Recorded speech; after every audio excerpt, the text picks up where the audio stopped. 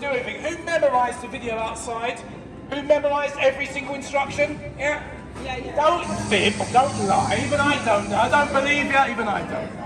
But don't worry, we'll repeat everything in here. Raise your orb up in the air.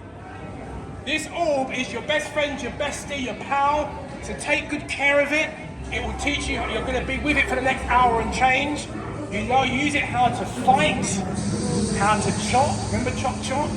The only thing you don't use it for is to things on the ground that you step on. Or if you're like me, you're a nice little guy. Don't be like me, that's embarrassing. Cringe!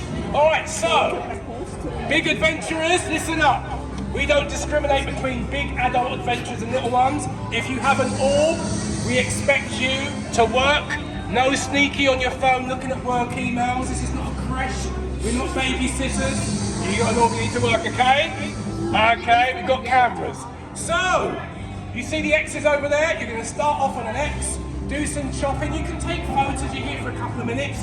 But see an X, let's do some chopping. Chop, chop!